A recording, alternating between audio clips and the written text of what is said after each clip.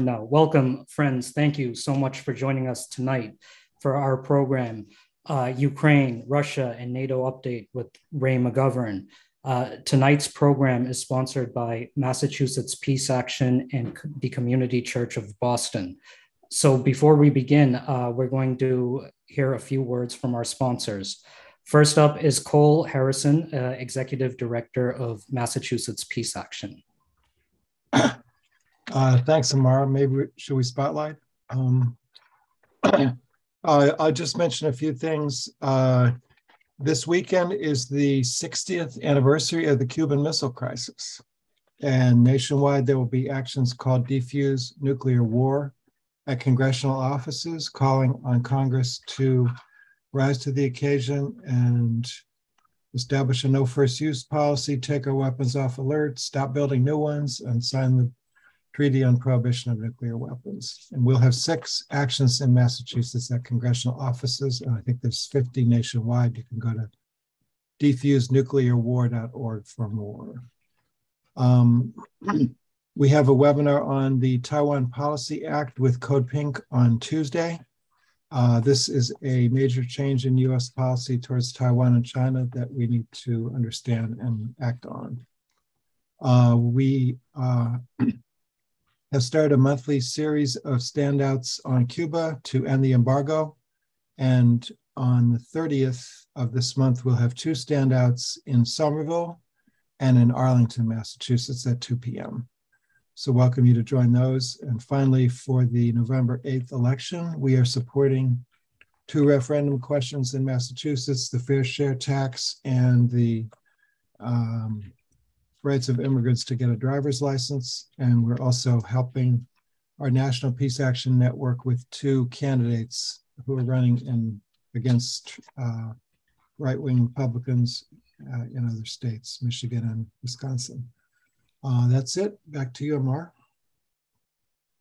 Great. Thanks, Cole. So next up, we're going to pass it to Dean Stevens, the interim administrator and the music director of the Community Church of Boston. Hello, folks. You forgot, Amar, to mention also the fake minister. That's my favorite one.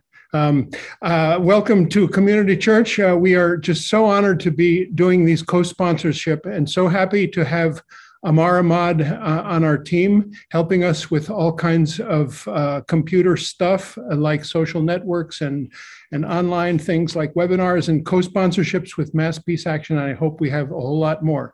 We are a beehive of activity right now. You can see behind that we have an incredible gallery display of Diane Esmond's postmodernist paintings, and this is a whole weekend of activities around that talks, and especially I will put the link up about this, a concert tomorrow night featuring Stan Strickland and Josh Rosen.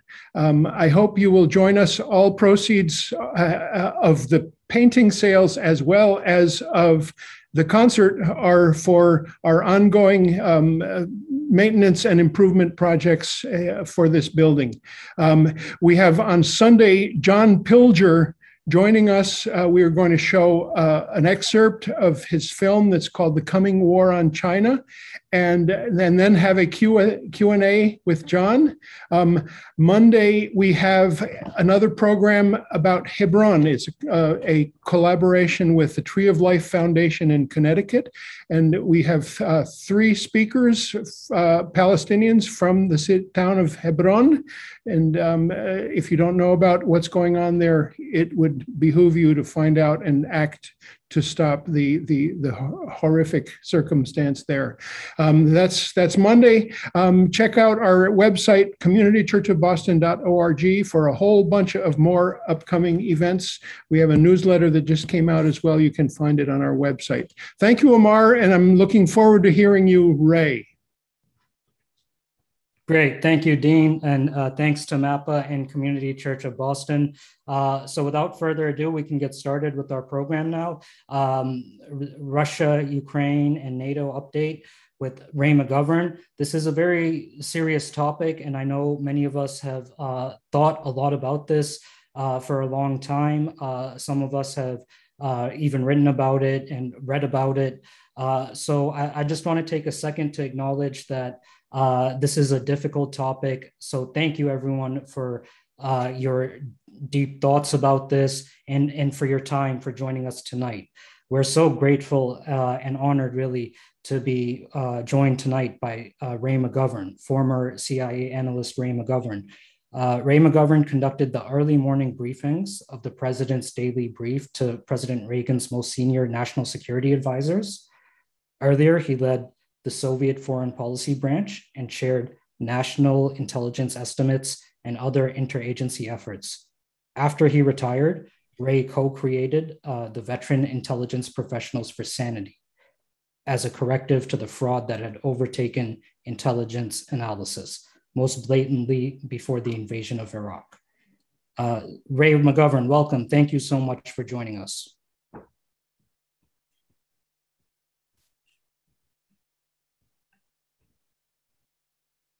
Good, got it.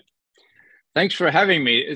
The honor is all mine. When I look at the schedule of things that are happening with this collaboration of forces between church and peace activists, I'm really honored to be part of this discussion. Now, Cole mentioned that today, or to this month, is the 60th anniversary of the Cuban Missile Crisis.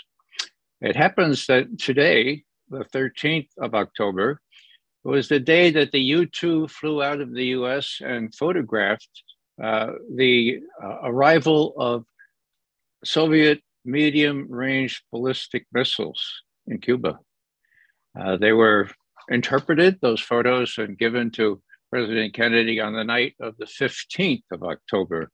So this is a peculiar, kind of an interesting coincidence. And I would simply say that we are now in a crisis akin to the Cuban Missile Crisis.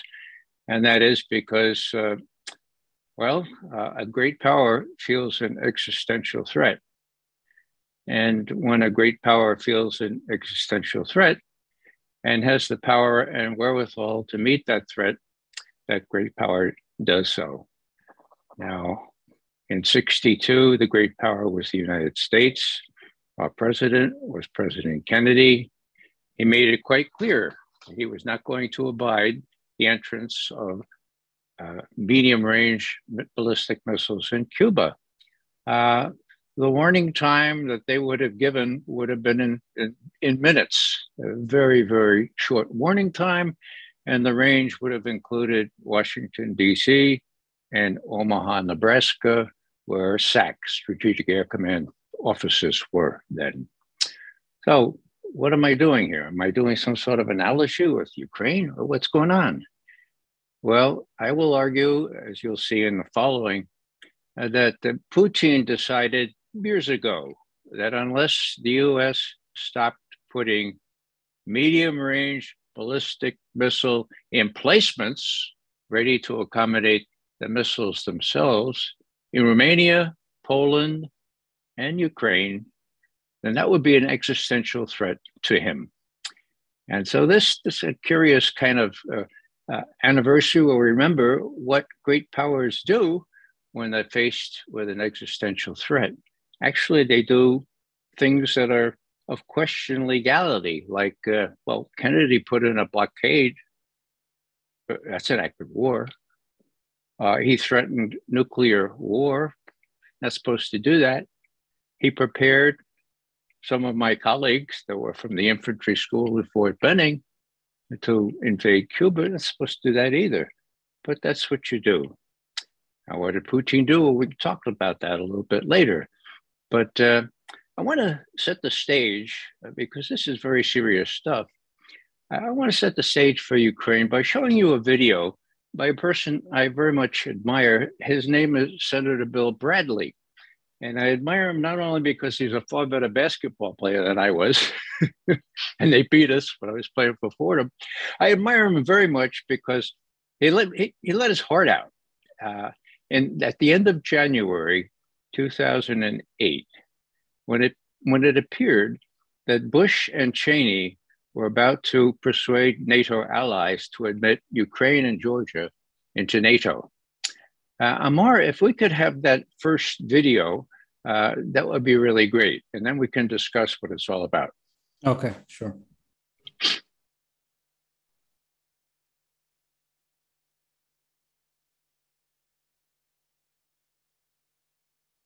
Russia, this is a terribly sad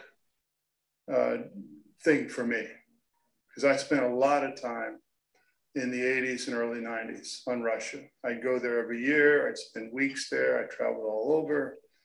I got to know most of the people who ran the government and who are now there. And I think that right now we're confronted with something that potentially could have been avoided. And the fundamental blunder that the United States made in the mid 80s, late 80s, early 90s, was the expansion of NATO. I mean, here we'd won the Cold War. We'd won the Cold War. And you then had people saying, well, now what are we going to do with NATO? Oh, well, I don't know. It's a bureaucracy. It works. What are we going to do with it? And so then the idea of expanding NATO. And the problem with it is this. During the negotiation for the reunification of Germany, Gorbachev and Jim Baker says to Gorbachev, you know, in the treaty, it says, you know, no NATO troops in what was in East Germany. In the discussions, and I had this conversation with Gorbachev last summer, he told me very directly, conversation with Jim Baker, the question was, Baker saying, NATO, if you agree to reunification of Germany in NATO, NATO will not expand 1 inch further east, which is what I went to see Gorbachev to confirm, because I care so much about this. Is this true? Now, the interpretation on the American side, Scowcroft says, well, he misinterpreted. Baker, I haven't quite pinned down. But Gorbachev says very specifically, he said, if you expand 1 inch further, if you allow reunification, Germany and NATO, NATO will not expand 1 inch further east. And then Gorbachev told me, Kohl told him the same thing, which was new information, right? So the first Bush keeps his promise. Assume it's a promise. We talk about partnership for peace, and you know, Russians kind of like that idea. And then Clinton comes in. What's the early thing he does in his first term? He expands NATO. Why expand NATO?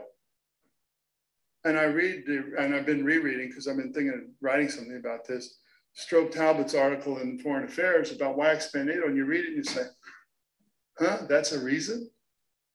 You know? And last summer again, I'm talking to a number of people that I've known for many years, 2 guys who ran for president in Russia in 1996 and 2000. And you know, one of them says to me, I'm out campaigning in the Urals. Somebody comes up to me and says, this is 96.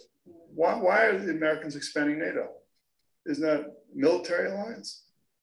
And they said, well, yeah, but it's a military alliance. And the guy said, the politician said, Russians might not be able to understand puts and calls, but they certainly understand tanks, right? And think of it this way.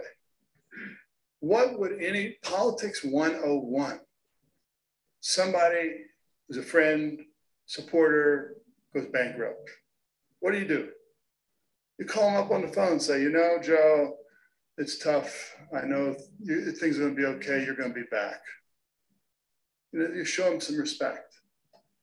And what did we do? We kicked them when they were down.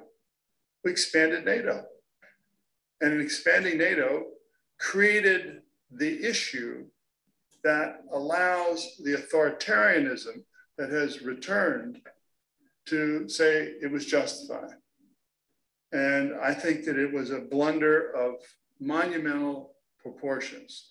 when I was at Oxford, I spent a lot of time on the origins of the Cold War. And, I read all these documents, all of the documents. And it's, the Russians were responsible, basically.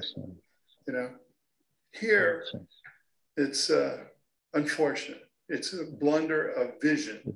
And in the best of circumstances, it was bureaucratic inertia in NATO that people had to have a job.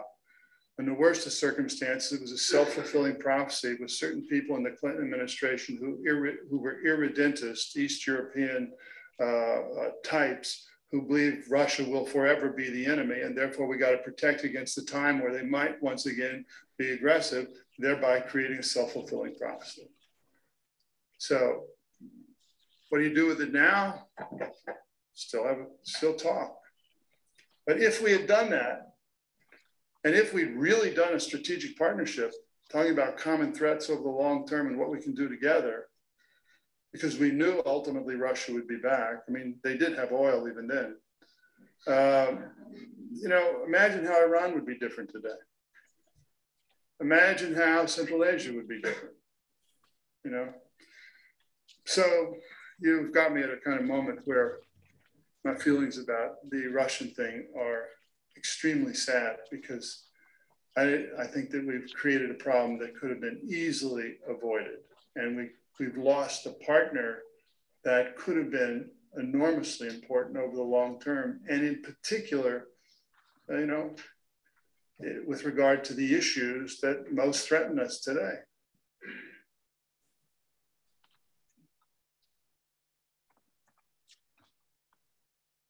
Can you hear me? Yes. You can, okay.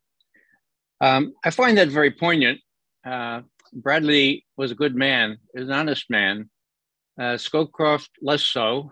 I can cite chapter and verse about that with respect to Iran-Contra and everything else. But let me just pass along a very short vignette. I had a personal experience with one of the chief advisors to Gorbachev. His name was Kuvaldin. He became a professor at Moscow University. I was there about 6 or 7 years ago in Moscow, and we had a cocktail party, and I talked to Kuvaldin, and I asked him, why was that promise, the one that Jim Baker made, why was it not written down? And he looked at me and he said, Mr. McGovern, first of all, the Germans hadn't bought in yet. It had to do with Germany, after all. We had to have their buy-in. And secondly, the Warsaw Pact still existed. That was a problem. But he said, Mr. McGovern, the real reason was we trusted you.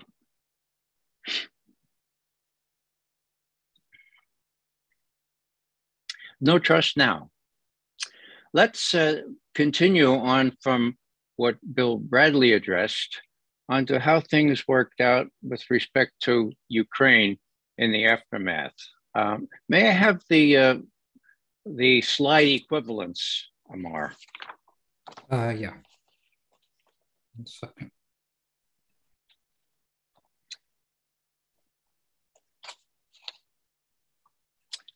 Whoops, I don't think that's it. It's the one I sent you. Well, that's all right. We'll boil it down. Do you have a shorter version? This is the document you sent me earlier. Okay. Let's go to February 1st, 2008. Okay, you can just remove that and I'll talk through it. So, as I mentioned before, Bill Bradley is talking the last week of January 2008, okay? The notion that Ukraine and Georgia would be admitted to NATO is very much in the air, and he's kind of lamenting the fact that it looks like the no-brain people were going to go ahead and do this. On February 1st, so the next week, Ambassador Burns was invited into the foreign ministry at Moscow. Ambassador Bill Burns, who happens to be the head of the CIA right now. And what he said was, look, what Lavrov, the foreign minister, said, he said, Mr. Burns, do you know what "niet" means? Burns said, yeah, I think so. He says, well, "Niet" means "niet." No admission for Ukraine into NATO. This is a red line for us. If that happens, there will be civil war in Ukraine, and we Russians will have to decide whether we have to intervene or not. So tell your people, "Niet" means "niet." The 1st of February, 2008. Now, to his credit, Burns played it straight. The title of his cable from Moscow was Cable 182, if you wish to know the number. He said, "Niet" means "niet," Russia's NATO enlargement guidelines. So this is sent back to his boss, Condoleezza Rice, of all people. He said Russia may have to intervene. Actually, he went farther than that. In those days, he had a little bit more courage than he has now. He said, Russia has real strategic interests in this area. And, actually, they're entitled to have strategic interests in that area. So they went out on a limb. Of course, what happened? What happened 2 months later? 2 months later at a NATO summit in Bucharest, okay? In Bucharest, NATO issued a declaration saying that Ukraine and Georgia will become members of NATO, period, end quote. So, having been forewarned, Cheney and Bush, Condoleezza Rice, that the Russians would react in a very strong way, having been forewarned specifically that this was a red line, they went ahead anyway. That's 2008. Next, we get to February 2014, when you can I suppose we could just do without the text, MR. I'm going to be jumping around because I must have given you the wrong text. So we're down to February 22nd, when the most blatant coup in history took place. It was on the Maidan in Kiev.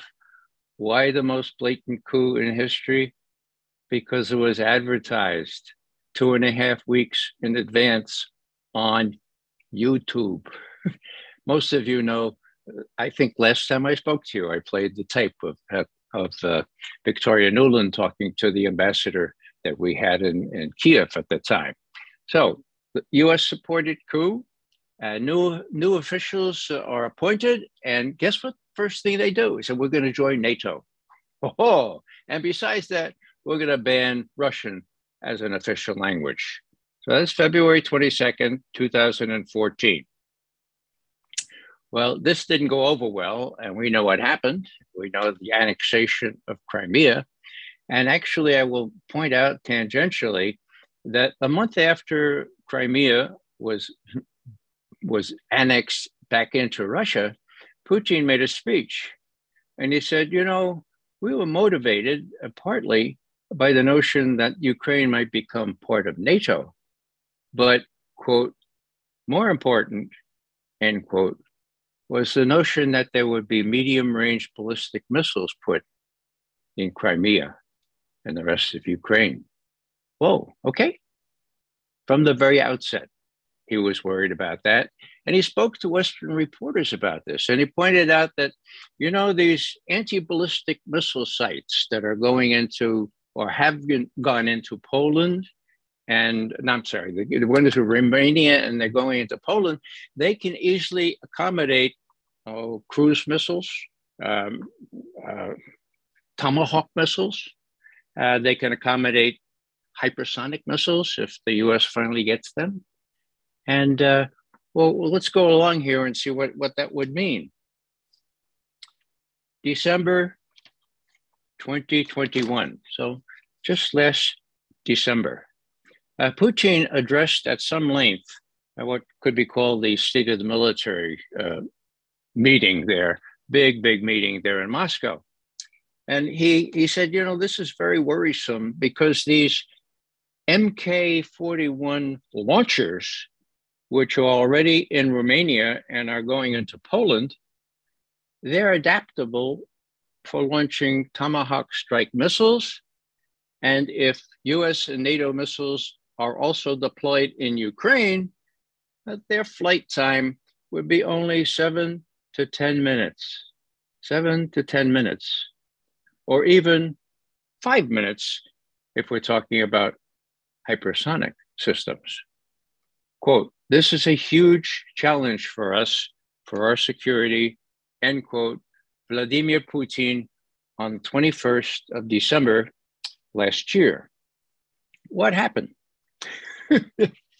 Well, he appended to those remarks, in the next couple of paragraphs, he said, so we really need an ironclad written document this time. No promises, a written document so NATO won't do this. Now, this is interpretation, but I looked at the faces of those generals and admirals, and I could see them. I could see them thinking, right. Wasn't the ABM treaty written down? How about the INF treaty that prevented these cuts? Wasn't that written down there, Vladimir Vladimirovich? Well, what do you know?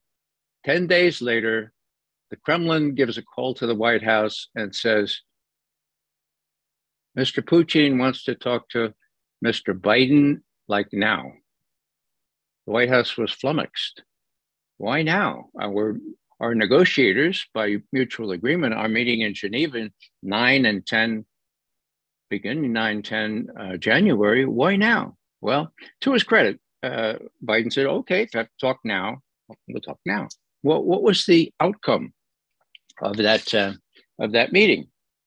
We know the Russian readout, which has not been contradicted by any US official. And this is what it said. On the 30th of December, quote, Joseph Biden, call him Joseph, Joseph Biden emphasized that Washington had no intention of deploying offensive strike weapons in Ukraine.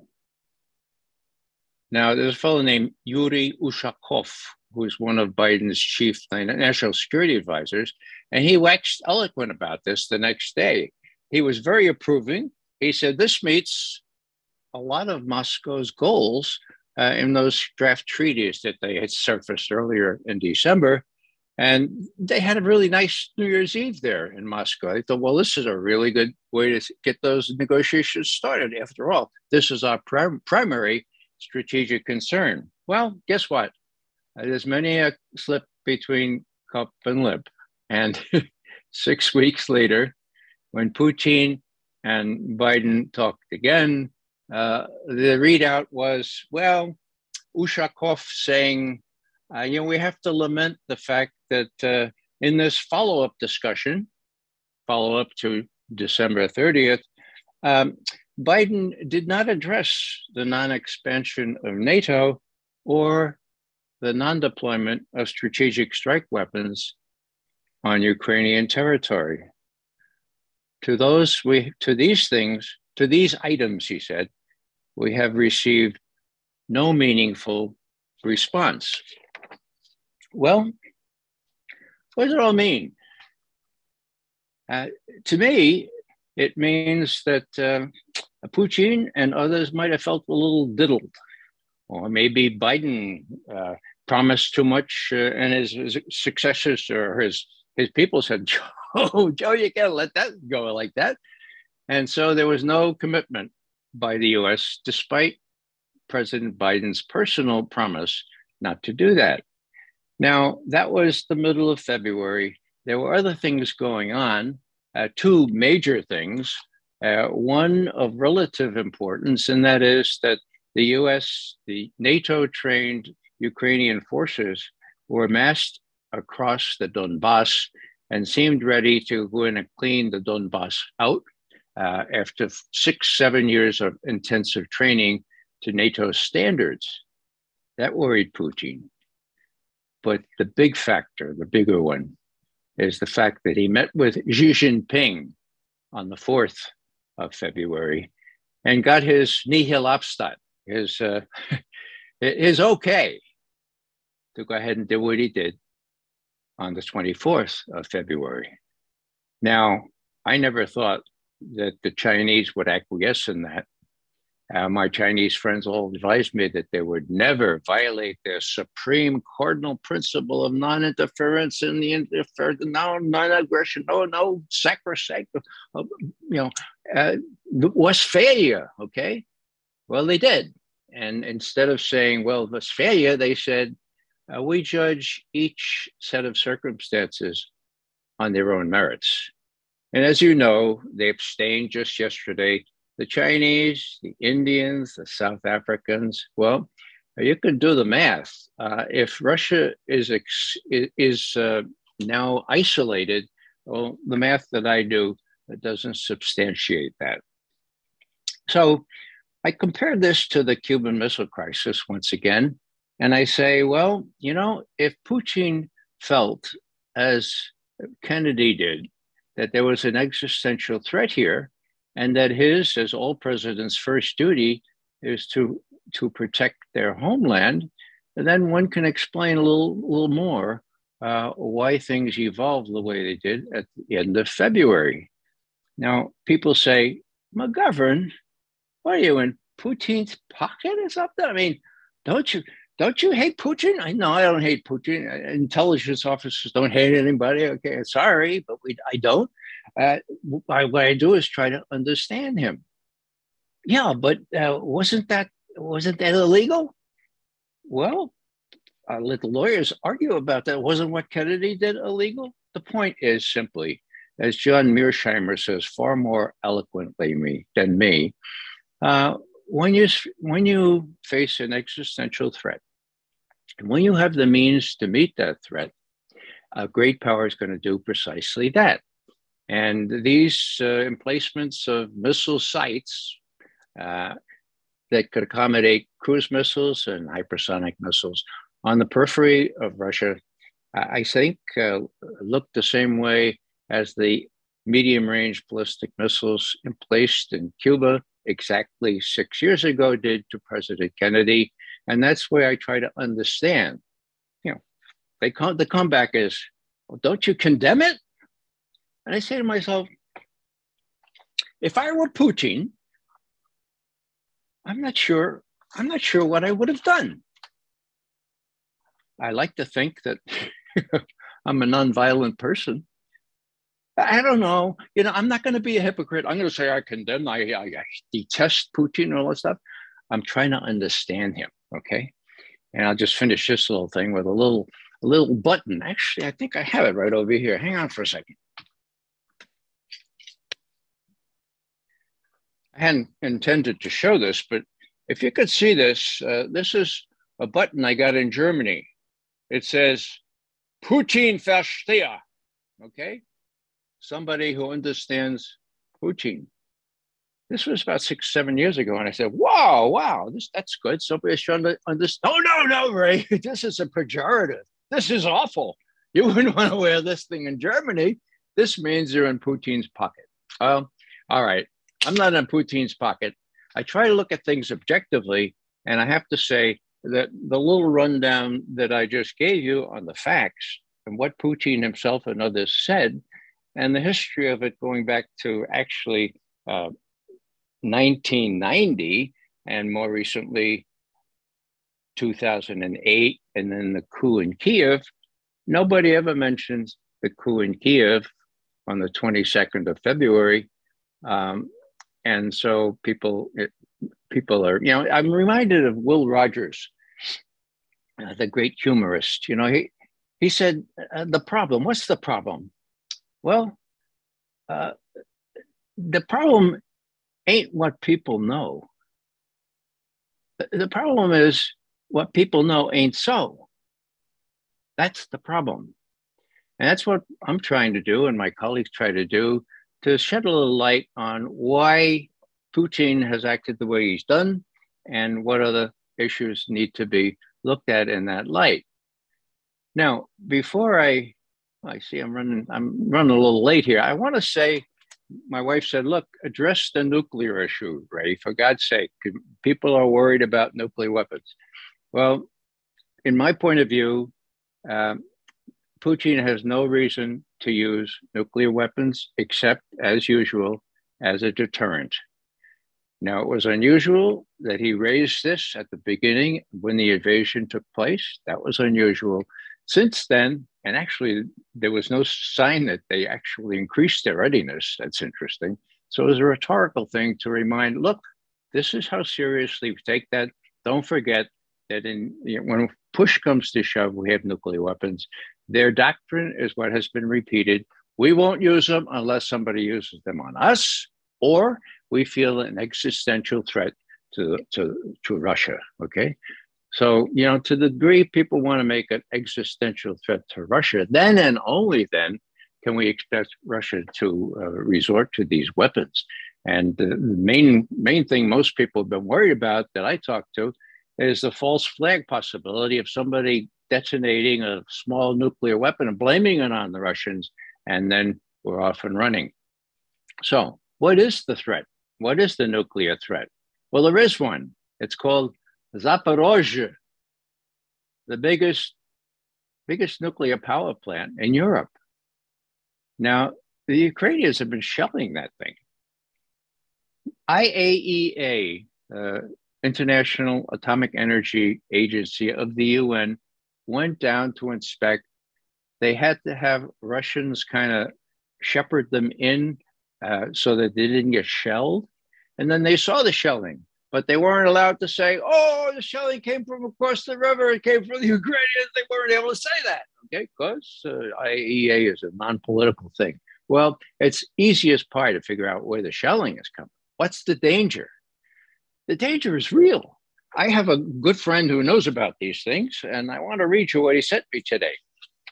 He said, the article that appeared in the Bulletin of Atomic Sciences doesn't mention that there are 6 spent nuclear fuel pools in Zaporozhye, in addition to the 6 reactors. And that each of those spent nuclear fuel pools has 10 to 20 Chernobyl's worth of radiation.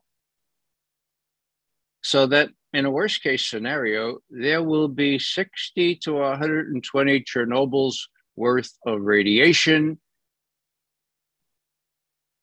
There will be 6 reactor meltdowns. They will release so much radioactivity, at least in the Northern Hemisphere, that it may kill everyone. Plus, there will be a cascading effect in which the nuclear power plants plus military nuclear plants sites will have their workers killed, and all those sites will have their spent nuclear fuel pools boil off and reactors melt down, causing literally tens of thousands of Chernobyls. It was a minor admission in the article in the Bulletin of Atomic Sciences. Now, I used to think the Bulletin of Atomic Sciences was Bible. I've been disappointed in their lack of objectivity before. This major lacuna, this major omission makes me want to think about where they're headed and how much influence they are by the authorities. Let me do a couple of other things and then we can get to questions and answers. Nord Stream. If you want to know about Nord Stream, all you have to do is read Scott Ritter's article in Consortium News this morning. It wraps things together in a pretty tight way. I recommend it highly to you. What next? Oh, yeah. I wanted to read you a comment I got that I wrote about the sanctions and who blew up the bridge and all this kind of stuff. And this was the bridge over the Kerch Straits. Here was the reaction I got from a fellow called Yankee Democracy. Quote, breaking. To outdo the Europeans' self-harming sanctions on Russia, Russia has now blown up its own bridge connecting it to Crimea. This comes after blowing up its own underwater gas pipelines a week earlier. Go Russia! So if you want to believe that Russia blew up its own pipelines, hey, it's a free country, as we used to say in the Bronx. I don't believe that for a minute. Kerch, the Ukrainians have pretty much admitted that they did that. So there's a bunch of grievances here. And the direct retaliation that has happened from Putin is nothing more than what one would have expected, given this, this escalation of what now the Russians are calling terrorism. I don't want to forget to talk about what we do, besides educate people. I think what we need to do is find out what each of us in our own particular milieu can do. Now, I want to give you an example. Did you know that George W. Bush visited my new home, my new hometown in Raleigh, North Carolina? You didn't know that. Neither did any of the people in Raleigh. You know why? Because I appointed myself part of the welcoming committee. And we borrowed some slides from Roger Waters, and we put them up on the biggest billboard in Raleigh, and it said, "War criminal coming to Raleigh, September 16th, 2022. Now, apparently the Secret Service has advanced people, and they go, oh, they probably told W, this is not a really nice crowd that laughed at you when you talked about attacking Iraq. They're a nice crowd. You better slither in here and slither out. Well, we never saw the welcoming committee, which had placards, and I had a terrific sweatshirt that arrest Bush. The local police gave us the prime place to stand when all those Lexuses, or do you say Lexi, BMWs, Cadillacs, all these people came in to hear George W. Bush. We never saw Bush himself, but we made quite an impact. There were a couple of Toyotas that rolled down their windows like that, okay? So what's my point?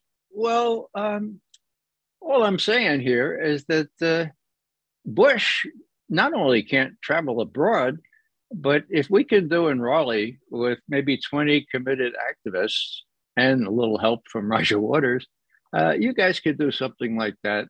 When an indignity like this president who started a unnecessary war and tortured people and so forth and so on, when they come to town, that's just a little bit of an example.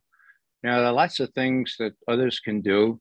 My brother Larry told me to remind people that if you have a little gray in your hair, you have a big advantage. Now, what is that all about? Well, Americans, by and large, expect young people to get beat up, right? I mean, that guy comes, these young demonstrators. But you know what? When old people, and I can tell you this from my own experience, old people get beat up, they don't like that at all. So, old people have an advantage, and we ought to put it into play judiciously. But times are getting short here. We need to put it into play. Now, I made an exception for when George W. Bush came. My wife said, "Please don't get arrested, Ray. Don't get beat up again." And so I didn't. I did the same thing when I was in Ireland with Tarek Kauf and Ken. So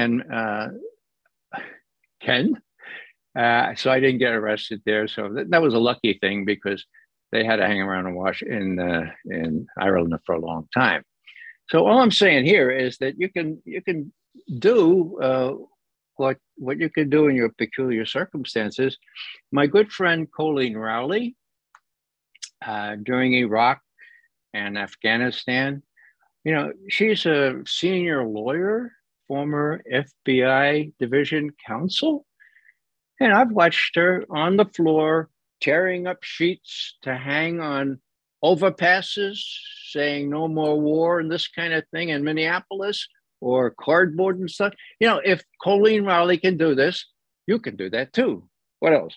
Well, I know that my brother Larry is going to be seeing Seth Moulton tomorrow at noon. And I understand he's from up your way. There must be other people that could be seen. I've lost track of what my namesake, Jim McGovern, is doing, but he still remains the only person I ever gave any money to when he was first becoming politically active. So there have to be opportunities.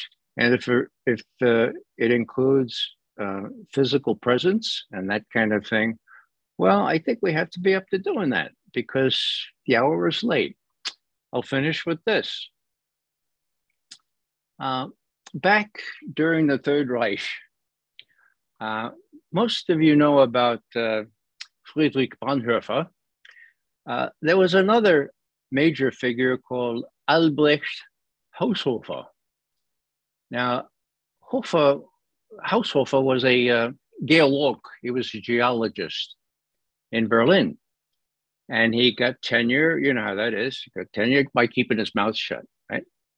They got tenure, and then he started to have a conscience. And he started to have a little following, and he was protesting against Hitler. He got wrapped up and put in a different prison from where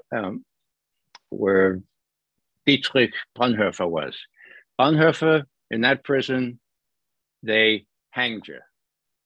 And where Haushofer was, they shot you. Now, the Germans are very, very methodical, as you know, and they said, okay, now you have to sign this confession before we shoot you. And Albrecht says, nothing doing, I'm going to sign a confession. For God's sake, go ahead and shoot me if you like. I'm not confessing to anything. And so they shot him. And as he lay there, a little settle, a little piece of paper came out of his pocket. It was a sonnet. It was his confession. It was very brief. I'll read it to you. Doch. He titled it Schuld. Many of you will know that means guilt. Doch bin ich schuldig, aber anders als ihr denkt. Ich musste früher meine Pflicht erkennen.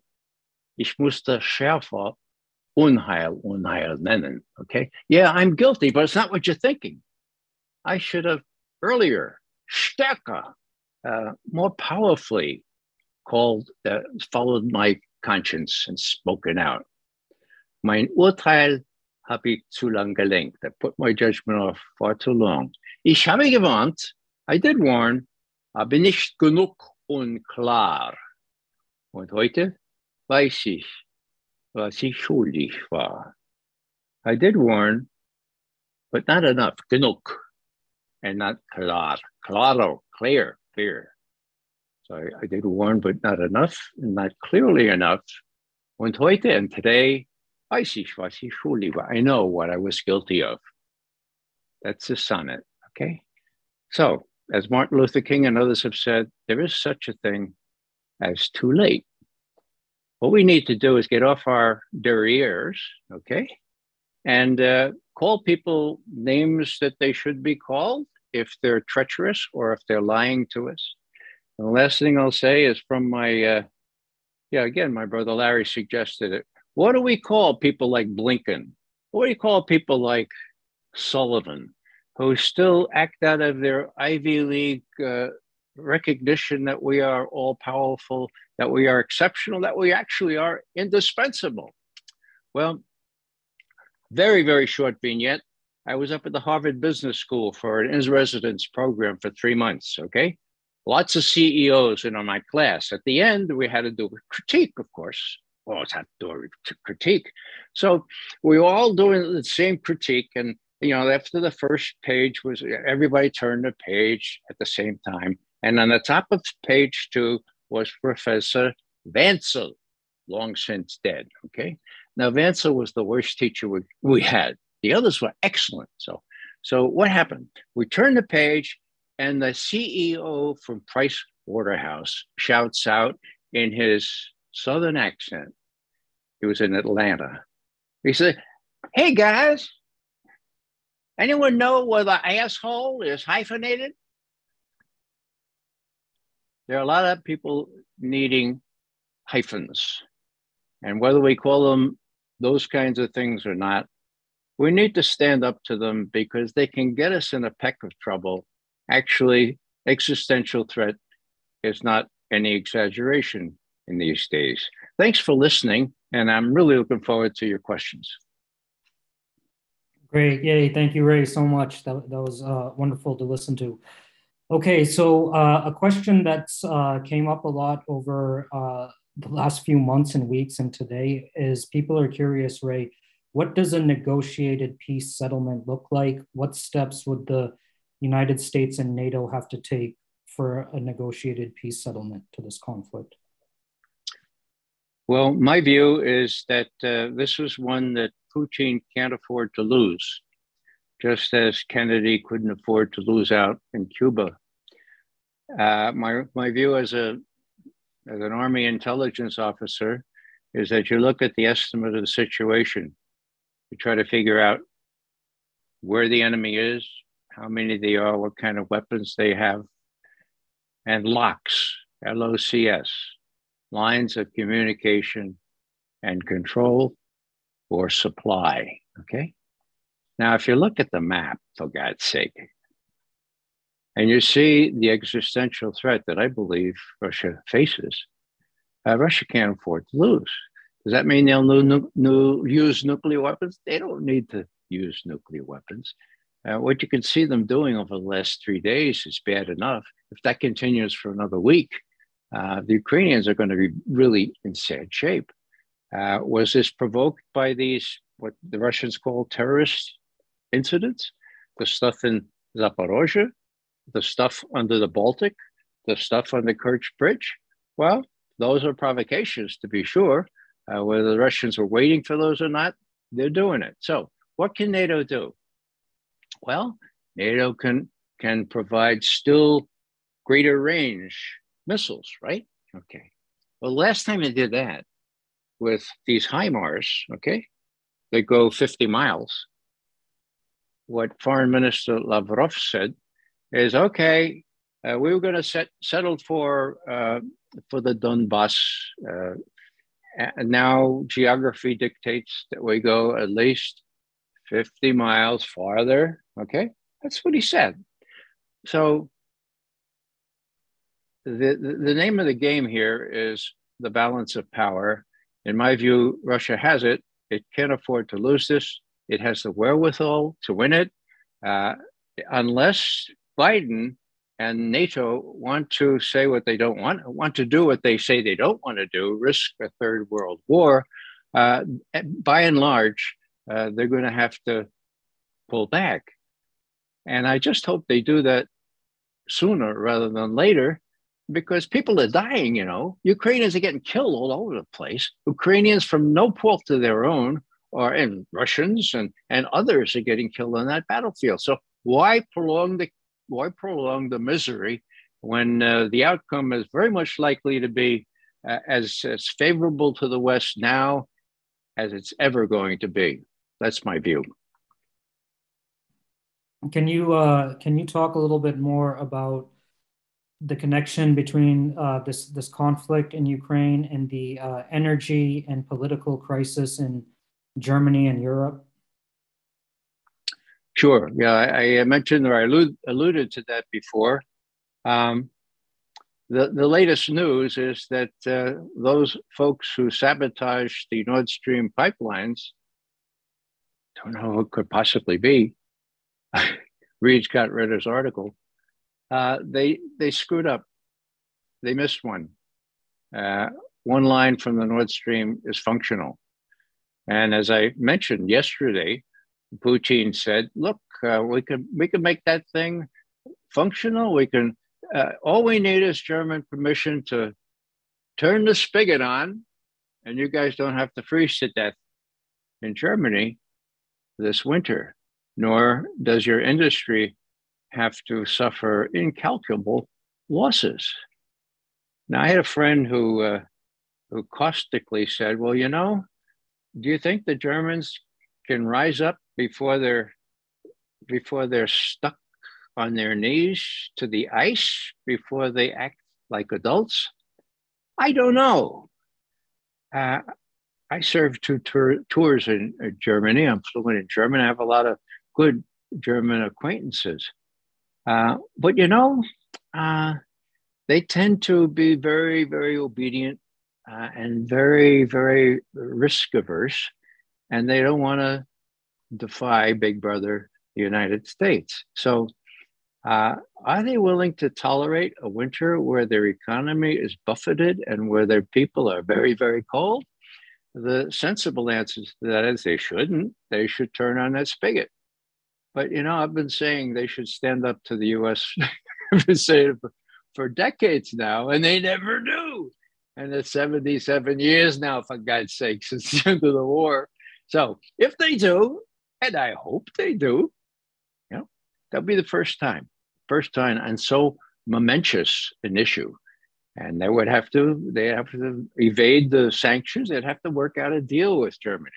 And some people think, and it's a reasonable speculation, that they were already working and making out a deal between Germany and Russia at a pretty high level just before, surprise, surprise, somebody sabotaged those pipes.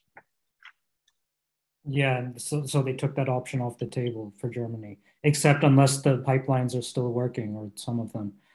One of them is, yeah. But can you talk more about the relationship between Russia and China? This is the quintessential question.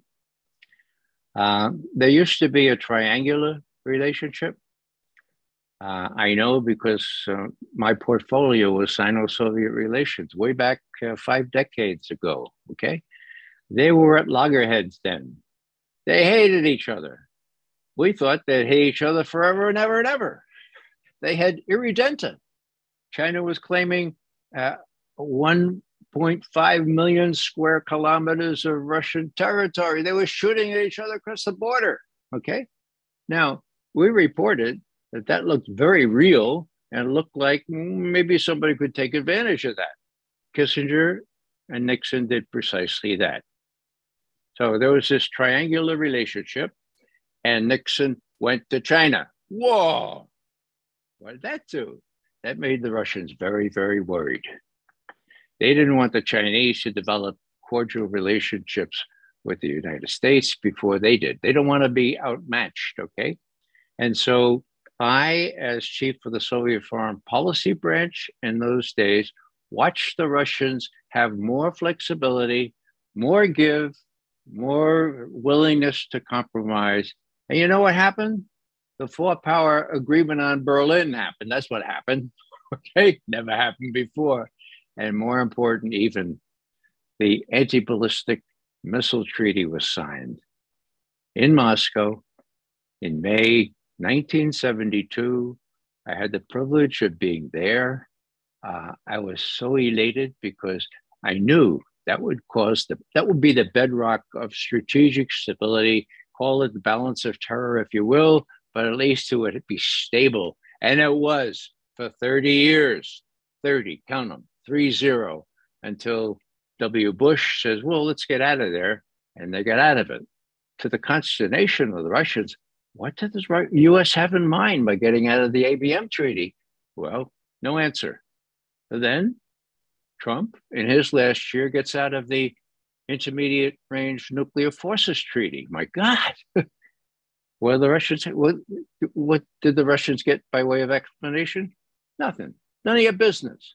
Well, then they saw these little sites disguised as ABM sites going in on their periphery, okay? And then they saw that the capsules, as they call them, are exactly the same diameter as those that would accommodate cruise missiles and eventually hypersonic missiles when the US gets them. Okay, great. All right, so there's a lot of questions piling up. There's a lot in the chat, so I'm going to do my best to get to as many as we can. I'm just going to ask everyone, please, if you have questions, if you could put them in the chat, that'll make it easier to manage. Okay, so Ray, we're going to take a question on a slightly different topic from Rosemary Keene, who is the co-chair of the board of Massachusetts Peace Action. She says, we know a lot about US war crimes, but the US is still trying to kill Assange. What are your thoughts about this?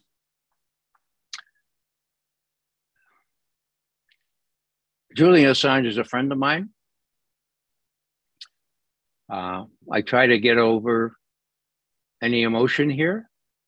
What I will say is that this is the end of press freedom if it goes forward. Look at it. I mean, here is an Australian, right? He's not American. And he's being persecuted for telling the truth, the unimpeachable truth, okay? Why? Because the truth had to do with US war crimes in Iraq, Afghanistan, and some of those State Department cables were pretty bad as well. So they got him. How'd they get him? They used the Swedish liaison to get him, all right? False charges about rape. Typical arrow in the quiver of intelligence services.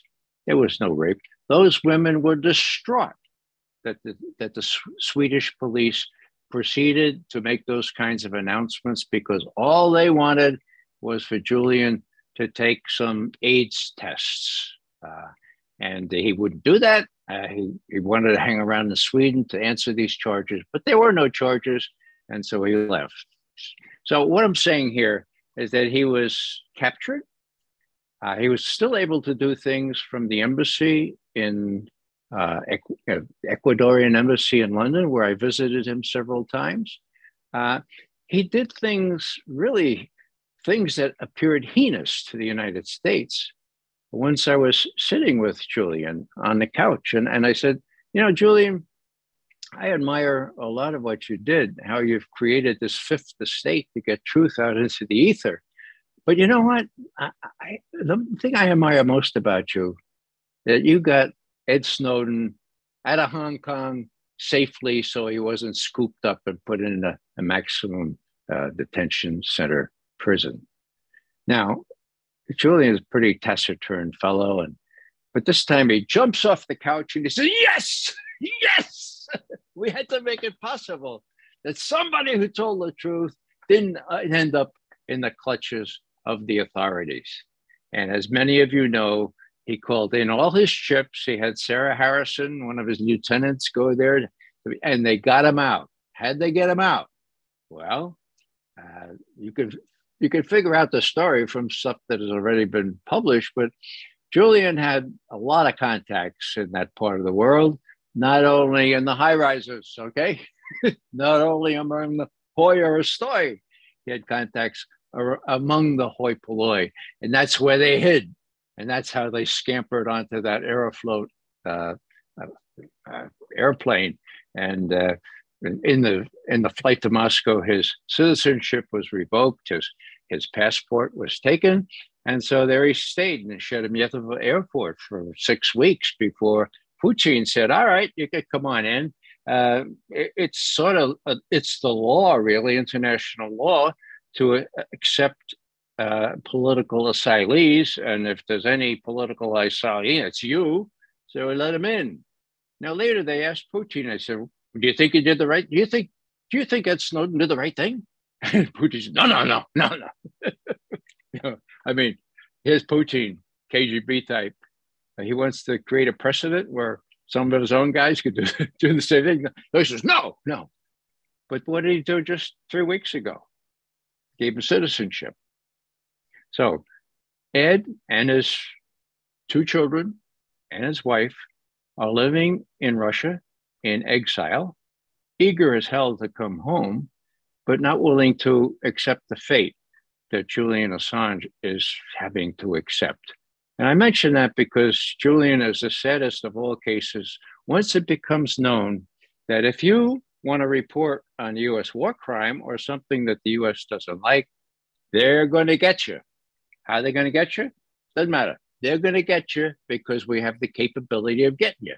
If you're talking to your lawyer, we'll hear it. If you're dealing with your friends, we'll listen to that too. And if you live in Antarctica or Australia or Greenland or Norway, we're going to get you. Doesn't American citizen? Doesn't matter. We're going to get you. So the whole thing is to show how brutal this is. And, you know, as far as the security authorities in our country are concerned, you know, what Julian has done is really terrible by helping Ed Snowden, and then not least by publishing what's called the Vault 7, which is the which is information on offensive cyber tools developed by the CIA and NSA at the cost of several $billion. All, well, not all, but some of them frittered away by what Julian published from wherever he got them. Now, that's when they really went after him. Pompeo got up and said, Julian Assange is a non-state intelligence service, hostile intelligence service. We're going to get him. And of course, they got him. Why? Because the British are sort of like a vassal state for us.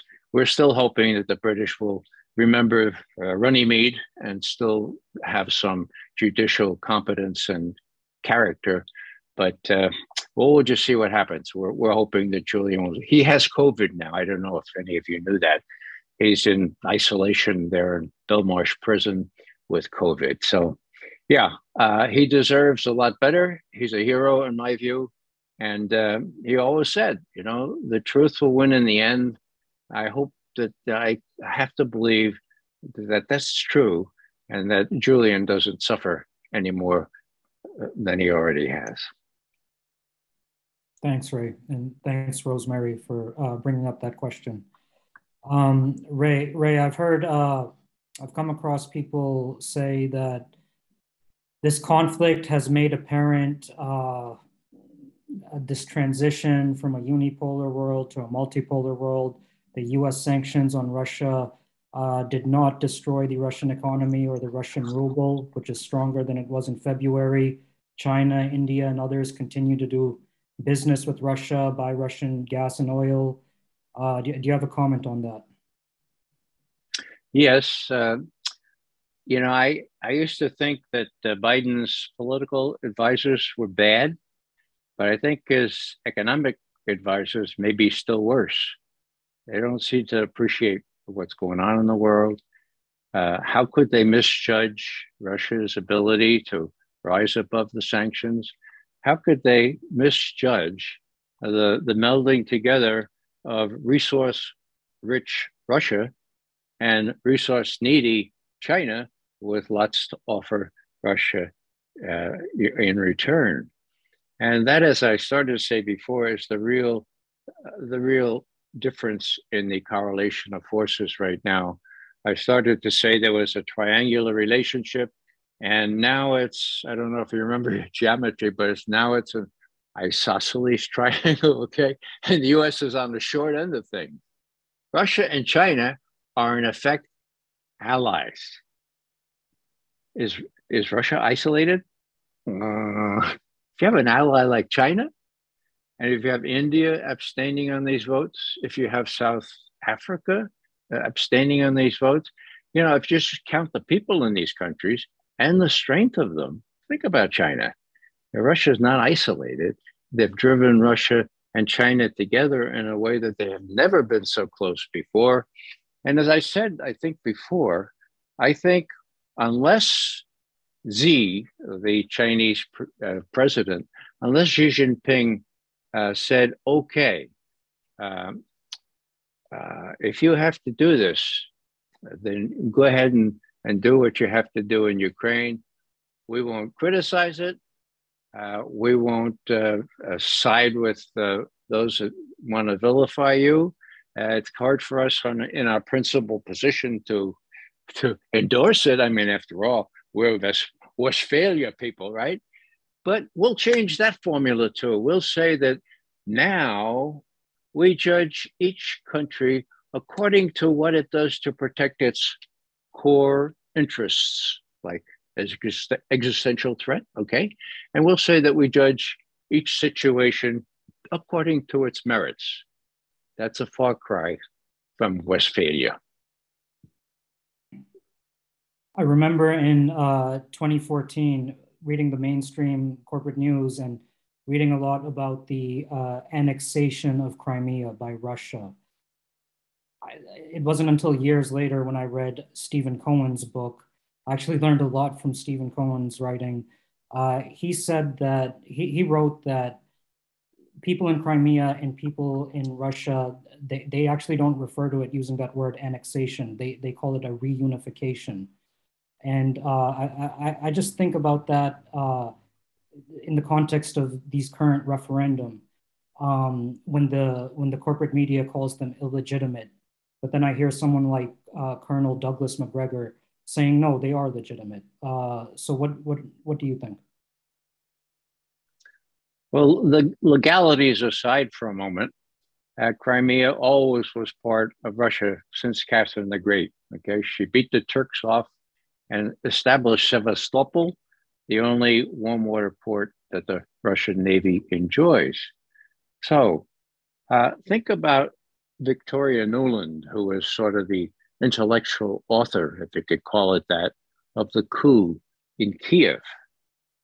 Did she really think that Putin would acquiesce in NATO taking over Russia's sole naval, ice-free, all year-round base?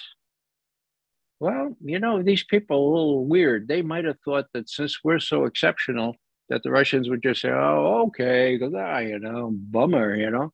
But, you know, if there's anything that any person know about Russia would have predicted was that they would at least take Crimea back. Now, how did Crimea get to be part of Ukraine? It's very simple. Back in 1954, remember Stalin died in 1953, right? Okay. So 1954, this guy, Nikita Khrushchev, rises to the top. He's born and bred just a couple miles in Russia proper from Ukraine, in the Russian region. But he's got really a lot of support in Ukraine. And one day he says, you know, I think I can increase that support if I did a little ukaz. You know, ukaz is just a little order that kings and Soviet party chiefs can do. And I'll give, that's what I'll do. I'll give Crimea to Ukraine. Does it matter? No, it doesn't matter. We're all part of the Soviet Union, right? We're all constituent republics of the Soviet Union. It doesn't matter, right?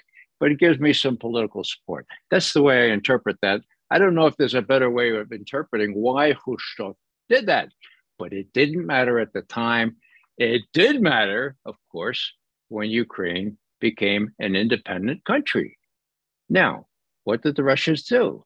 Well, they said, all right, you're an independent country now, but we need that naval base. So let's sign I think it was a 50-year lease for this much money, and we'll be able to station 20 to 30,000 troops there. And so they worked out a deal. It was all very amicable, and there were the Russians in Crimea with their naval base.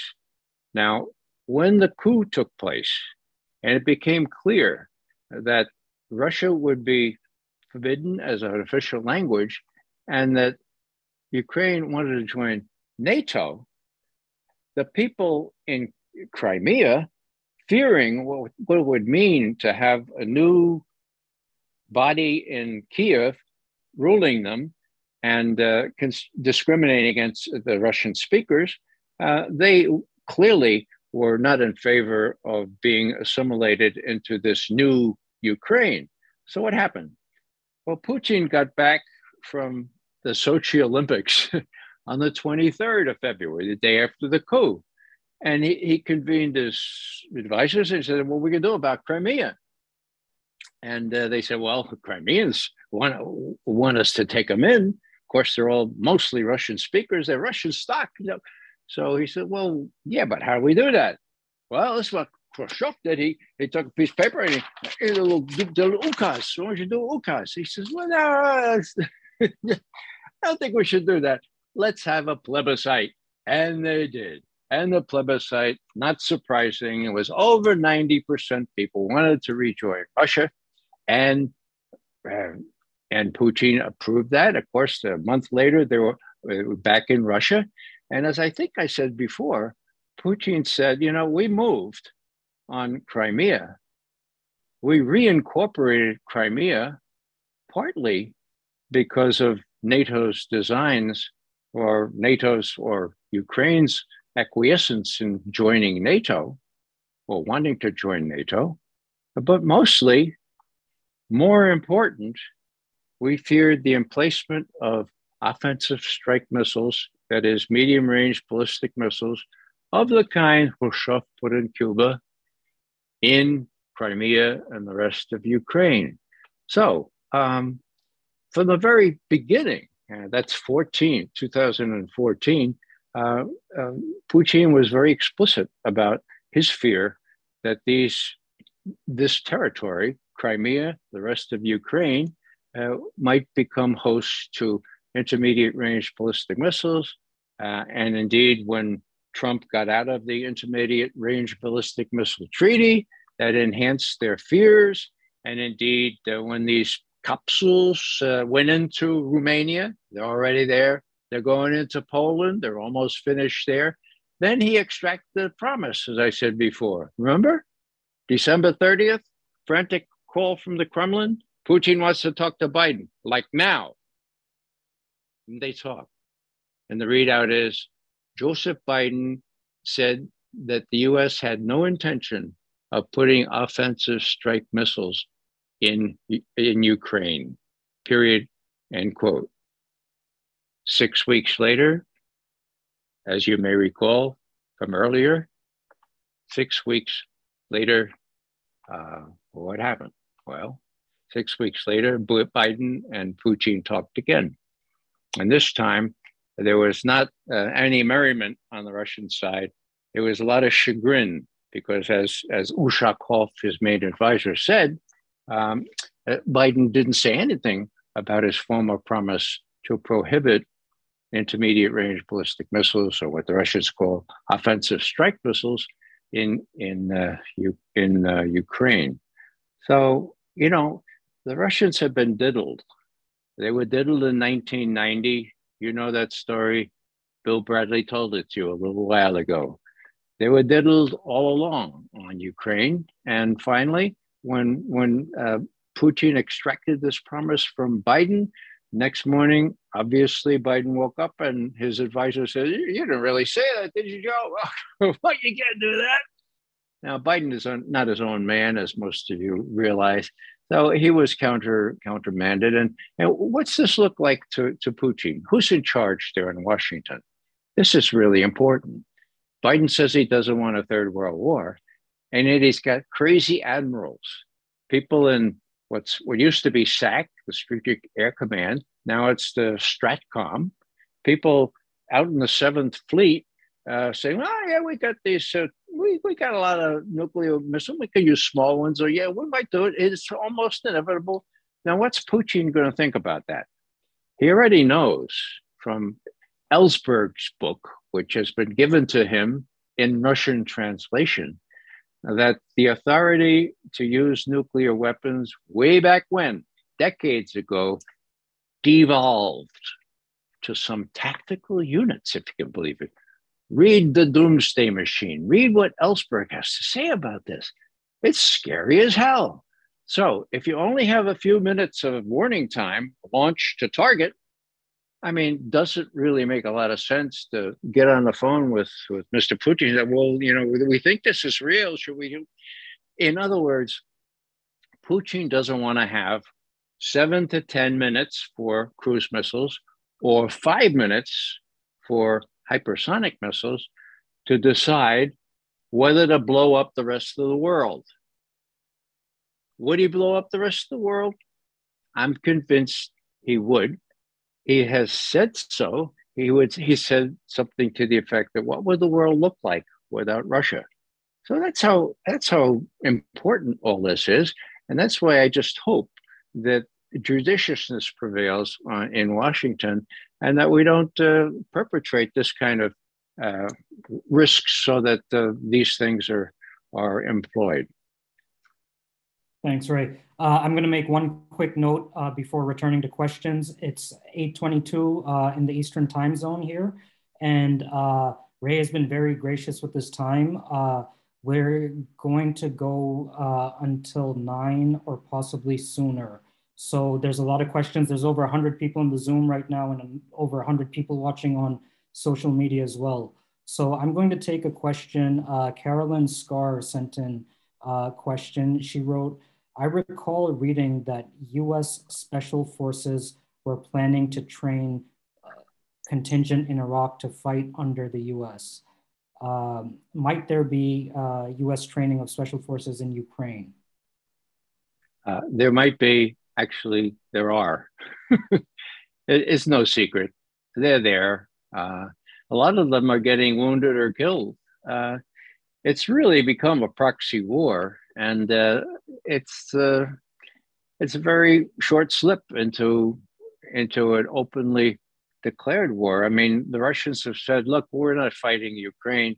We're fighting NATO and the United States," and they are involved to the extent of not only equipping these people, but advising them and giving them satellite intelligence so that they know exactly where Russian troops are and where to target their rockets, such as they are. So something's got to give here, and my guess is that the midterms coming up in just 4 weeks, they're going to have some sort of effect on what Putin decides to do.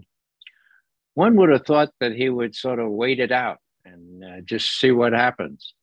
But I think he's on the offensive now. I think he feels that he's pretty much justified in retaliating for these terrorist attacks. I mean, he calls them terrorist attacks. They are terrorist attacks, okay, including the ones at the Zaporozhye. And the momentum is Russia's. Where he stops, I don't know. I don't think he'll go as far as Odessa or Transnistria, but he certainly has a lot of consolidation to do in Donetsk and in Lugansk is okay. Those other two provinces that they annexed need extra work. So there's going to be a lot of solidifying, and there's those Russian reserve troops that are coming in. 300,000 is the number that are being recruited. They'll be put to work. Now, in the winter, tanks still go pretty well. In the spring, not so well because of melting ice. So I don't know what's in store for this for folks in the next few months, and I'm not real sure. I'm not sure what kind of effect it will have on the midterms. But I don't think Putin is going to be plugging that consideration, and I think he's on the path now to go ahead and see if he can maintain the momentum. And if anybody tells you that Ukraine is winning, let's take Petraeus, for example. He told us that the Iraqis were winning, didn't he? He trained up those Iraqis so well that they ran at the first scare from ISIS. These guys, these talking heads, I mean, why they're given this chance to spread around this rubbish, I'll never know. But most Americans will be very shocked, and this is dangerous. They'll be very shocked when it turns out that the Ukrainians are not winning. Despite all this material support, they're not winning, and Russia has the upper hand. Just look at the map and try to be a military intelligence officer and see who has the higher cards. Thanks, Ray. Yeah, so what I was saying a second ago was that what I meant to say was I don't want anyone to feel tired or exhausted. So if anyone has to sign off, we understand this program is being recorded, and we'll make the recording available. So no one should feel any pressure, but there's a lot of interest in this topic. So Ray, I'm going to give you 2 questions from the chat. Nicholas is asking, who's more likely to first use nuclear weapons in this conflict, Russia or the US/NATO? And let me give you a second question. Jay is asking, in addition to John Mersheimer, who else are you reading, talking to, or listening to get a better understanding of this conflict? First question, who is likely to use nuclear weapons first? Yes. No one. I tried at the outset to put people at ease about that. No one needs to use them. The Russians don't need to use them. It would be a big mistake for them to use them. There are all kinds of considerations where they should not be used. Whether NATO? Well, the only fear I have, and it's shared by people who know a lot more about this than I do, is a false flag. In other words, if the Ukrainians are being driven back And there needs to be some new element, new terrorism, if you will, of the kind on the bridge, of the kind underwater in the Baltic, then I would not put it beyond NATO special services, to put it that way, to detonate some sort of small nuclear explosion and blame it on the Russians. I mean, that sounds awful, doesn't it? But that's the only set of circumstances that I can perceive that any nuclear weapons will be used. Now, there are a lot of crazy people in Washington. If Biden escalates to the point of giving really great range artillery and so forth, well, even then, yeah, please relax. It's not going to happen. The real danger, as I said before, is Zaporozhye, where all those pools are just waiting to be detonated. They continue shelling there. And it's not the Russians shelling their own Zaporozhye nuclear power plant. It's not the Russians doing that, for God's sake, despite what the IAEA can't say. It's the Ukrainians. Now, let me just make a little point. I am always impressed that the Russians really like to follow and applaud the UN capability to do what it was set up to do. They applaud the UN, they applaud international law. In reality, their experience has been quite different. Now, take the IAEA, the International Atomic Energy Agency. That used to be a really independent outfit, okay? Who remembers? Who remembers when yellow cake uranium was said to be taken from deepest, darkest Africa and brought to be refined and made into atomic bombs by Iraq? Who remembers that? Well, that was the story. That was Dick Cheney. That was his imagination, okay? Now, what happened? Well, finally, the IAEA asked for proof. And they were given what the US had. And less than 24 hours later, El Baradei, who headed up the IAEA in those days, reported to the UN Security Council, and he said, these reports about yellow cake uranium going to Iraq are not authentic. There were forgeries, for God's sake. And the IAEA people at the time were given their head, and they said it was forgery. Those were forgeries. Okay, now, what happened? Well, he left. Amano came in. What do we know about Amano? Well, we know from WikiLeaks exposures that the US put him in there, and that he exchanged messages with the US ambassador saying, look, thanks a lot for putting me in here. I need some new drapes for my office, and I know a couple thousand more for being I like to. So Amano was our man, and now there's nothing that the UN does in any real way. Gutierrez is from hunger, as we used to say in the Bronx, that the US doesn't pretty much control.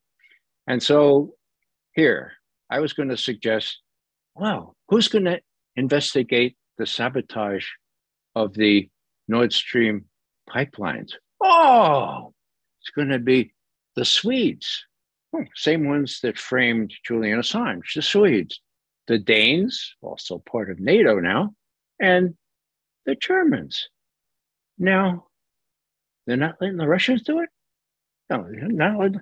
Who owns the pipeline? Well, 51% of Russia. No, so Putin, I think, said today, whatever you guys decide, it's not going to be credible because you're not letting us participate.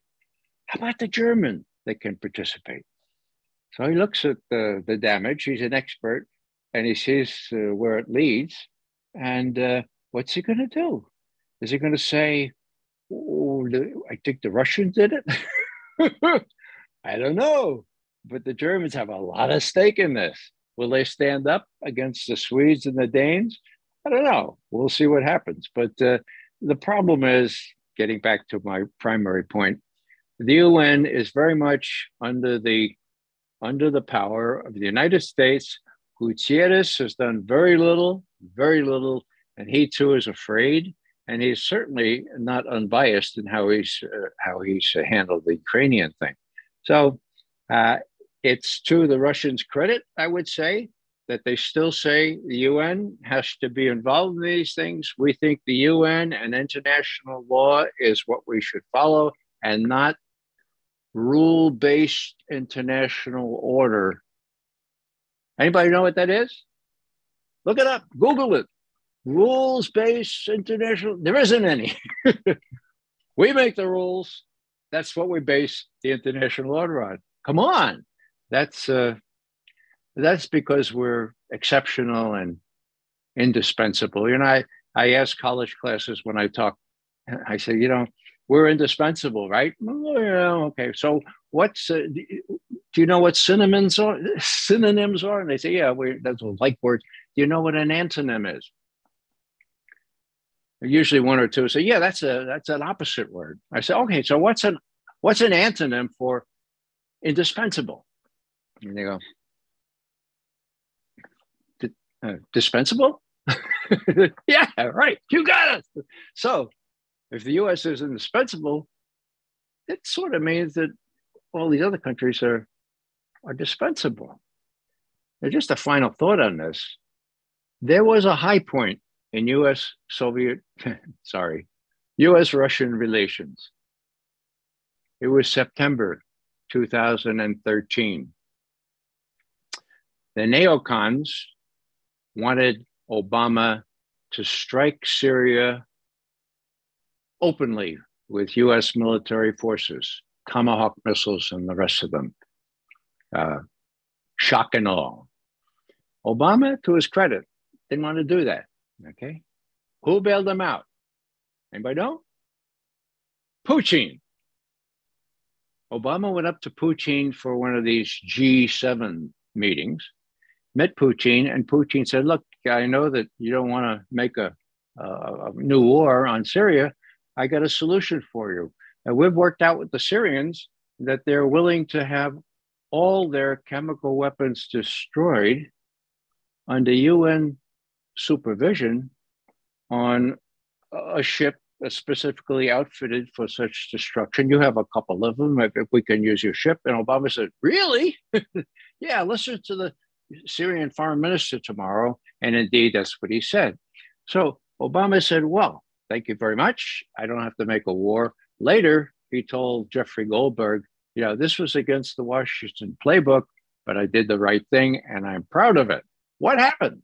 Well, what happened was that Putin had an op-ed in the New York Times on the 12th of September, 2013. And he said, I am very encouraged by the increased trust, not only between our two countries, but between our two people, myself and President Obama. I do have one major difference with President Obama. Last week, he said that the US was the exceptional country in the world. I don't believe that any country is exceptional. I think that there are big countries and small countries. There are countries that are closer to democracy and others struggling to be. But I think when God looks down at all these countries, he sees them all as equal, period, end quote. Last paragraph in the op-ed, I was reliably told at the time, Putin etched that paragraph himself, and confirmation of a sort came 2 years later when he was asked during an impromptu interview this same question and used almost precisely the same terms. So what they objected to, the Russians did, was this exceptionalism. And that's what still obtains here. And the only problem is that we're not exceptional anymore. We're just one of, well, they say multipolar. The way I look at it, it's bipolar in both senses. Okay, let's put it in the political sense. It's bipolar. It's the lily white West against Russia, China, India, people of color, South Africa, Brazil, it's a cleavage here. It's a bipolar rather than a multipolar. You can look at it both ways, of course. But to think that Russia is now isolated, as we keep hearing on MSNBC and elsewhere, that's like, it's not really true. And no one should believe that. No one should believe anything that comes out of our major media. Our position here is we support diplomacy and negotiations, and we don't support weapons transfers to Ukraine. We think that would escalate the conflict. We want to de-escalate. But in the United States Congress, when they vote on sending weapons to Ukraine in recent weeks and months, it's been all the Democrats have supported it, and the only people who have opposed it are some Republicans in the House. Do you have any comment on our domestic politics here? Well, domestic politics is not my forte. All I can say is that we have kind of a joining of two parties pursuing the same ill-fated, benighted selling of our country down the road. What I mean is this: these billions and billions of dollars, talk about opportunity costs. Think of how they could be used. Think of how just one F-35 fighter that's probably never going to even work, the money spent on that could be used to refurbish schools or build roads and repair bridges and all that kind of stuff. Just think about it, teacher salaries and things like that. So, it's really, really sad to see that both parties are supporting what I call the Mickey Mat. Now, Eisenhower, of course, warned as he left about the MIC, the military industrial complex.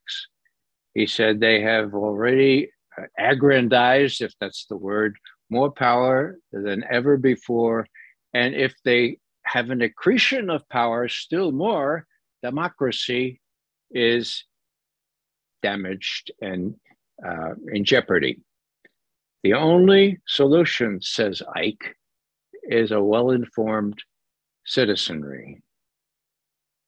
We ain't got a well-informed citizenry. Worse still, we have not the Mick, but the Mickey Mat. Remember it. It rhymes sort of with Mickey Mouse, okay? I'll spell it out for you. Got a pencil? Military, industrial, congressional, intelligence, media, academia, think tank, complex. Mickey Mat. And why do I say media as if in all caps? Because media is the linchpin. You can't do this stuff without the media. And now, how many people know from the media that money is not going to Ukraine? It's going to Raytheon. It's going to Lockheed Martin. It's going to Boeing. It's going to all these fat cats who are worried about their cruisers and they don't know. Well, they're worried about accumulating still more wealth. And, it's time for people to recognize that they're not going to stop. There's never enough wealth that will satisfy them. And we have to kind of stand up to them and go to their congressional offices and make sure they know that we know what the score is. They appropriate the money. The military industrial congressional makes the weapons. They sell the weapons. They get some of the profits and they put it in the pockets of the Congress people, and they get reelected, and then they appropriate more money. And hello, it's a really neat cycle. Is this great or what? So the only person that really, I have to tell you this. I don't agree with what Pope Francis says on everything, but I admire him for standing in front of the Congress of the United States, two houses, and saying, the main problem is the blood-drenched arms trade. And what happened? Oh, they all get up and say, oh, yeah, whoa. Then they looked in their pockets to make sure the last envelope from Lockheed was there and one from Raytheon. I mean, it was giving hypocrisy a bad name, right? Well, he was right. That's what's wrong.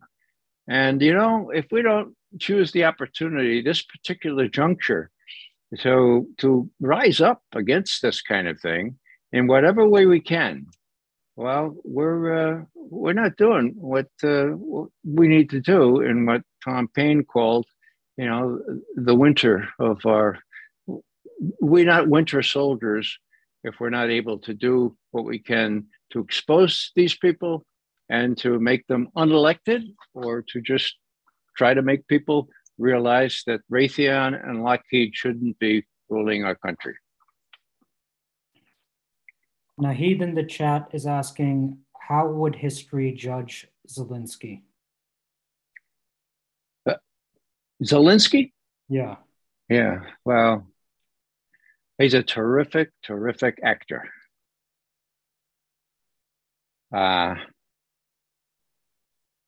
He's, you know, in reality, he's a pawn.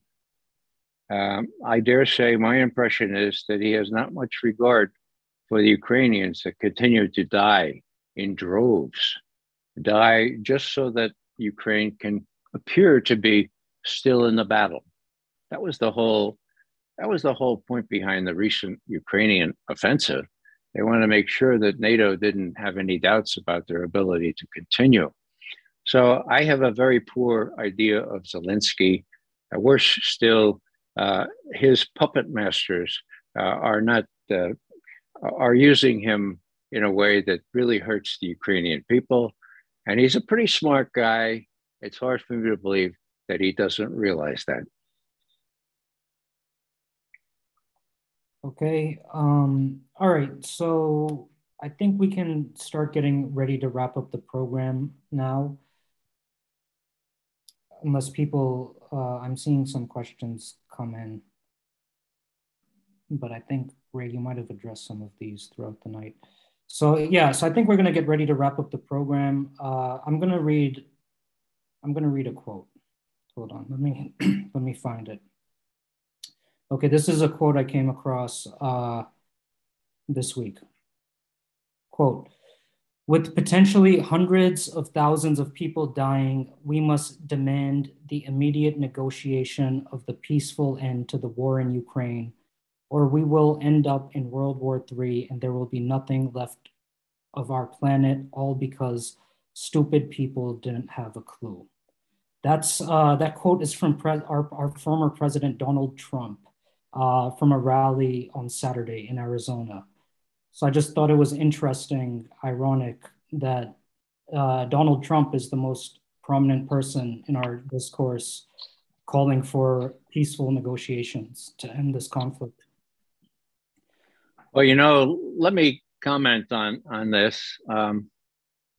Not so much on Trump, but on the media and the machinations of our Congress. Now, you'll remember the Bob Mueller investigation and all that kind of stuff, right? Back in 2016, 2017, 2018. Well, it turns out that on December 5th, 2017, the head of CrowdStrike, the cyber firm to which James Comey deferred in looking at the DNC, Democratic National Committee computers, testified before the House Intelligence Committee. So December 5th. And he was put through the drills. And what did he say? He said, there's no technical evidence of Russian hacking in the 2016 election. Whoa, no technical evidence. We didn't see the Russians steal anything from the DNC. Oh, December 5th, 2017. Well, now the head of CrowdStrike, his name was Sean Henry. He worked for Mueller for about 12 years. He was his techie guy. Did he not tell Bob Mueller about this? Hard to believe. What was Mueller doing? He was keeping this investigation going. He was keeping it going. Okay. So why was Mueller keeping it going? I realized this later. Because of the midterms. As long as people could say that it looks like President Trump was under the heel of the Russians, if it looked like the Russians had hacked the DNC to embarrass Trump or to embarrass Hillary so Trump could get elected, whoa, that, So what happened was Mueller waited till the midterms were over. Then next spring, he did his thing, okay, to the degree it was. Now, what happened in the interim? The Democrats won the House back. That matters because the head of the Democratic Intelligence Committee was Adam Schiff. And even though this report was labeled unclassified, but committee sensitive, he deep-sixed it. He didn't let it out. What did it say? Once again, it said there was no physical evidence of Russian hacking. Whoa. Now, how long was he able to keep that under wraps? Would you believe until May 7th, 2020? What is that? That's 29 months. What happened? Well, the new director of national intelligence told Adam Schiff, you really ought to release that testimony. And if you don't, I will. And so Adam Schiff released that testimony. Whoa! McGovern wrote it right up. What happened? Well, the New York Times sat on it for how long? Well, at this point, for 29 more months. All right? So you getting the picture? For 4 years, you put 29 together. For 4 years and 10 months, I think it is, Americans have been deprived of knowing that the Russian hacking of the DNC was a crock. I don't want to use the word hoax because that's what Trump does. Now, just to make sure that you know, I think Trump was the worst president that the United States ever had. And I always say that because my wife insists that I say that. But nevertheless, here it is. This is what happens when you have control of things, you keep it secret. And so for 4 years, 4 years and 10 months or so, 29 months. Now, the New York Times is going to surpass Adam Schiff's record if we let it go for a few more days, and no one will know that the whole business about Russian hacking was a canard. Nor will they know very much about what has come out in court testimony now, namely that this whole Russiagate thing was conceived in Hillary Clinton's office, that she approved it, and that President Obama was one of the big pushers. He wanted James Clapper, the National Intelligence Director, to put out the stuff about Russian hacking, and he kicked out 45 Russian diplomats at the same time. So, this is consequential stuff. Lies, lies, and lies. And why is it that a lot of my friends think I'm in Putin's pocket? Because they have no access to this information, because they read the New York Times and they still think they get all the news that's fit to print. So this is really important, okay? See if you can, this is how you get it. It's executive session, Permanent Select Intelligence Committee, U.S. House of Representatives, interview of Sean, S-H-A-W-N, Henry is the last name, interview Tuesday, December 5th, 2017. So all I'm saying here is that the media, that's why I said media, that's the real fly in the ointment. And we have to find some way, some clever way. I don't think it's beyond us. I've said this before, but I think the fault may be in ourselves rather than in our stars, we have to figure out some way to break through. And maybe this winter is the time. Thanks very much for listening and staying up this late. I hope I haven't bored anyone. And thank you, Amar. Thanks, Ray. Just a real quick last question. A lot of people are asking, like in regards to this Russia-Ukraine conflict, who are you reading and talking to and listening to get better understanding? Well, you know, I followed Russia foreign policy for 5 decades now. I pretty much know where to look. John Mearsheimer is a man of unparalleled courage. He blamed the NATO for this imbroglio many years ago. And I read John, and I read all kinds of people. Levin, you have to read it all to get some balance. Scott Ritter is right on the mark. I admire Scott. And Scott has courage that very few other people have. If you're interested in Iraq, you may recall that Newsweek, a month before the attack on Iraq, Newsweek had a story that said Saddam Hussein's son-in-law, who was in charge of the missile, biological, chemical, and nuclear programs, told the UN, the US, and the Brits all those weapons had been destroyed. How did Scott know that? Scott knew that because he was UN inspector. Scott knew that because he had the debriefing report. What did he do? He gave it to Newsweek at the end of February 2003. Scott did that, okay? Newsweek looked at it and said, you mean there are no weapons? Oh, we better check this out. And so they went up to Langley. They went up to CIA headquarters and said, well, what about this? And the director's spokesperson said, it's bull. It's not correct. It's wrong. It's untruthful. Forget about it. And the Newsweek folks and the other correspondents that were there said, oh, thanks. We were just about to write on this. It appeared in a little Periscope item on the 1st of March, 2003. So Newsweek couldn't be accused of denying it completely, but that's all that happened. Was the evidence good? It was unimpeachable.